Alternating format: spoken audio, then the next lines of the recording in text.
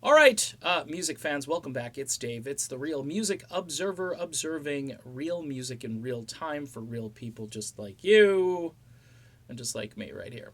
Okay, so opposing Fleetwood Mac, saying, gee, I think they could put a better product together. I think they could put a better team up on stage to play, faithfully play this music and execute this music properly. When you do that, I've noticed, you're really bucking the entire corporate music system.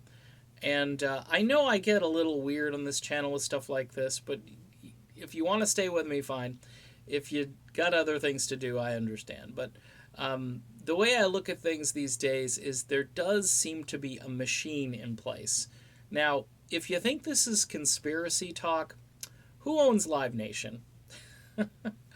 Who owns basically the advertising and whole entire promotional structure that gets these bands recognized, gets them commercial airtime, hypes up concerts days before the band arrives in a particular city?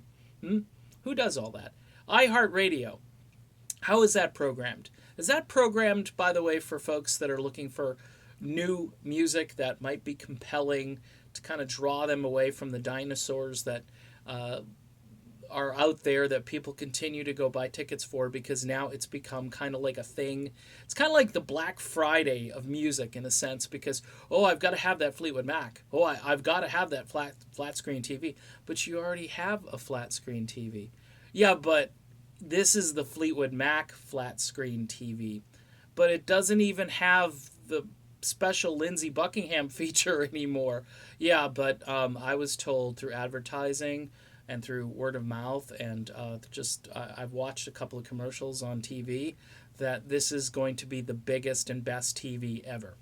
So it's the same kind of conditioning. So when you go up against that type of conditioning, when you put a little sort of fly in the ointment, as Bruce Willis once said as he was climbing through, I believe it was a vent of some kind through glass.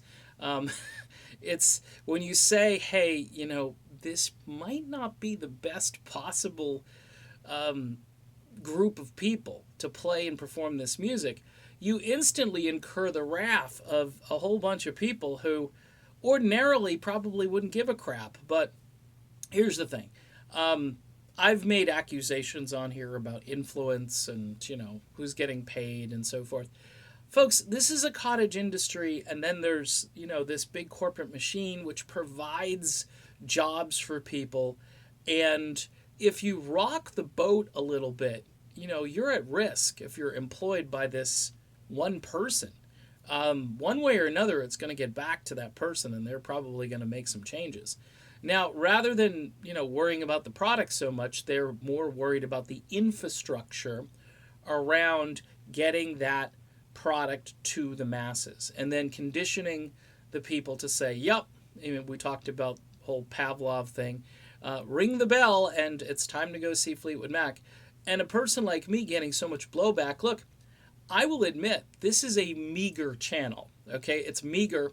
I'm not getting 1 million views per video. If I were getting 1 million people, tuning in and watching these videos per video, everything I did was at least 1 million or at least a few 100,000, then I could say, you know what, I've got a lot of influence, okay? But I'm happy I look at my results and I go, hey, this video got up to 2,000 views. That's pretty cool, and I don't think it's a pretty good day. But yet out there, you would think I was the big disruptor. And it's really comical when reporters come at me. Why are reporters coming at me? Because I'm wrong? No, because I'm right. Or because I've hit a nerve somewhere. Or maybe I thought of something that they failed to address. Now, some of these reporters obviously are independent-minded, but quite a few of them, I think, just buy into writing something that's going to be a go along to get along. The newspaper, for instance, may have some advertising revenue on the line. They've got ads for the concert in their newspaper.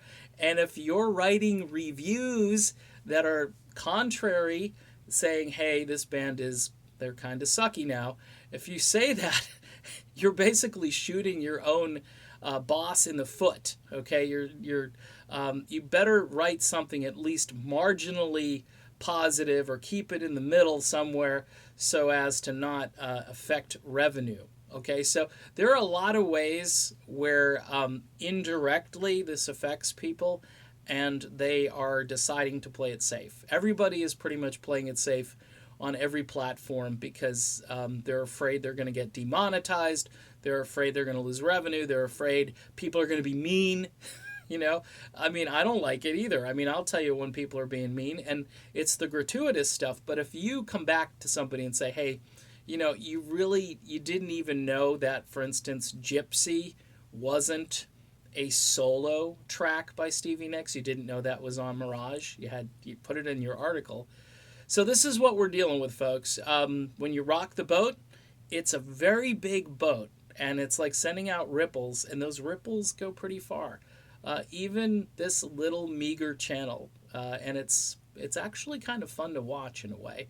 But I will continue to basically just tell it like it is, and if I'm wrong, I'm wrong. But that's the risk you take when you actually, go out on a limb rather than playing it safe. All right. See you soon.